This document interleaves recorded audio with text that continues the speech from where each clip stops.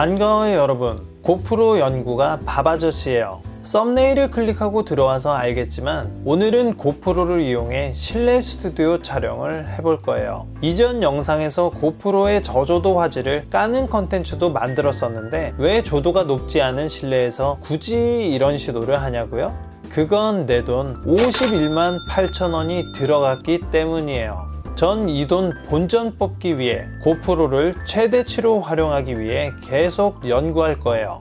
고프로를 실내 스튜디오 촬영용으로 사용할 만한 이유를 꼽아보자면 첫 번째로 넓은 화각을 들 수 있어요. 화각이 넓은 렌즈가 있는 것이 아니라면 넓은 화각을 확보하기 위해서는 멀리 떨어져 촬영하는 수밖에 없죠. 하지만 고프로라면 좁고 가까운 거리에서도 충분히 넓은 화각을 만들어 줄 수 있어요. 두 번째로 별도의 장비 없이 모니터가 가능하다는 거예요. 고프로 앱을 통해 스마트폰과 연동시키면 촬영되는 모습을 멀리 떨어진 곳에서도 볼 수가 있죠. 게다가 고프로 제어도 가능하기 때문에 자리에 앉아 리모컨처럼 사용할 수도 있어요. 하지만 앞서 이야기했듯이 저조도시 고프로 화질은 완전 개쌍욕이 튀어나오죠.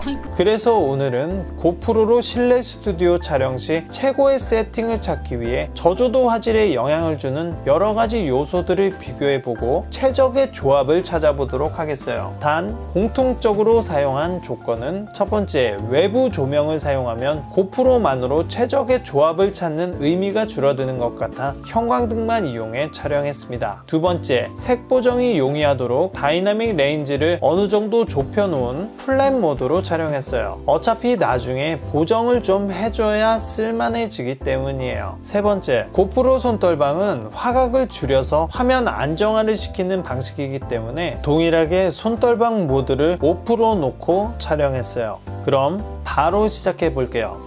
첫 번째로 저조도 모드와 고정 셔터 스피드 24분의 1 비교해요. 고프로에서 저조도 시 화질을 보강할 수 있는 대표적인 기능은 저조도 모드예요. 이 기능을 사용하기 위해서는 60프레임을 사용해야 활성화가 돼요. 1080, 2.7K, 4K 모두 저조도 모드가 가능하지만 1080에서 먼저 실험해 봤어요. 이것과 비교해 볼 것은 셔터 스피드를 24분의 1로 고정하는 방법이에요. 카메라에서 빛을 조절할 수 있는 세 가지 방법은 조리개와 셔터 스피드, ISO예요. 고프로에서는 셔터 스피드와 ISO를 조정할 수 있는데 ISO는 기본 설정값 이상으로 올렸을 때 노이즈가 감당이 안 되는 수준이 되기 때문에 손대지 않았어요. 그리고 고프로에서 세팅할 수 있는 가장 느린 셔터 스피드가 24프레임의 24분의 1이기 때문에 이것으로 고정했습니다. 원래 셔터 스피드가 느려지면 흔들림이 심한데 삼각대에 올려놓고 촬영할 것이기 때문에 흔들림은 걱정 없이 촬영할 수 있었어요. 왼쪽에 보이는 영상이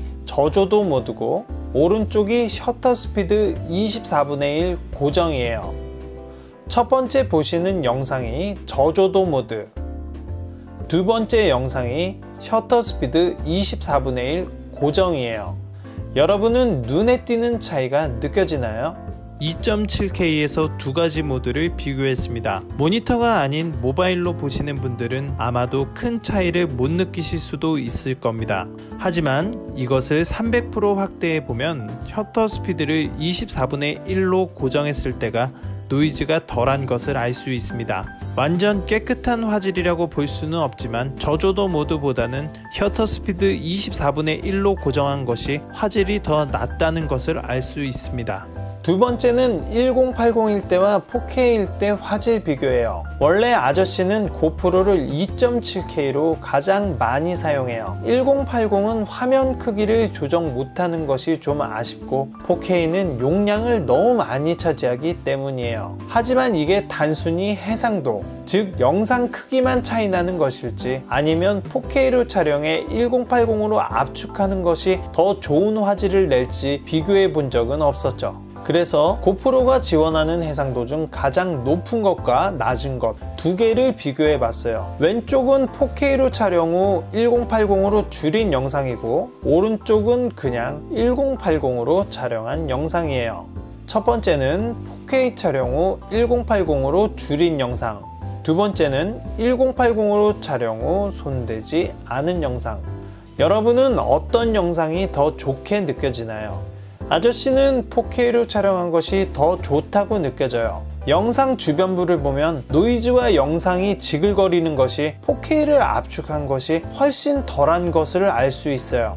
두 번째 화질 비교에서는 4K의 승리가 되겠네요. 세 번째는 비트율 비교예요. 고프로 세팅에 보면 비트율을 설정할 수 있는 부분이 있어요. 최적의 이미지 품질을 위해 최대 100메가의 더 높은 비트율을 사용한다고. 아저씨는 액션캠에서 높은 비트율을 사용하는 것은 오버이고 용량만 차지할 것 같아서 한 번도 사용해 보려 한 적이 없어요. 하지만 화질에 영향을 줄 수 있는 요소이기 때문에 비교를 해보았어요. 왼쪽이 높은 비트율이고 오른쪽이 낮은 비트율이에요.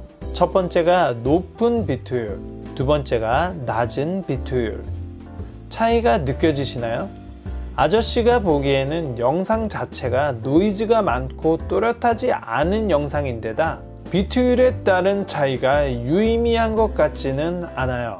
때문에 저조도시 화질을 높이겠다고 굳이 높은 비트율을 사용할 필요는 없을 것 같아요.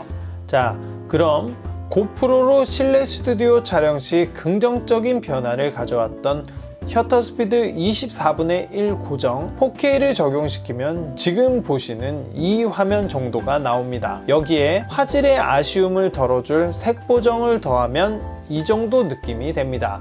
크게 많이 보정하지는 않았고 화면 밝기와 대비를 살짝씩 올렸고 어두운 쪽에 노이즈가 덜 보이도록 어두운 부분을 더 어둡게 만들어 줬어요. 그리고 누렇고 창백한 피부를 생기 있게 하기 위해 청색은 약간 빼고 붉은색을 넣어 주었어요. 어떤가요? 소름 끼치게 좋은 화질은 아니지만 그럭저럭 봐줄 만한 정도 수준은 되지 않았나요?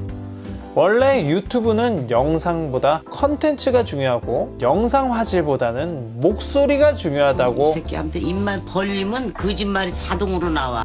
오늘 고프로 실내 스튜디오 촬영 테스트 흥미로우셨나요? 좀 더 드라마틱한 결과가 나왔으면 더 재밌었을 텐데 좀 아쉽긴 하네요.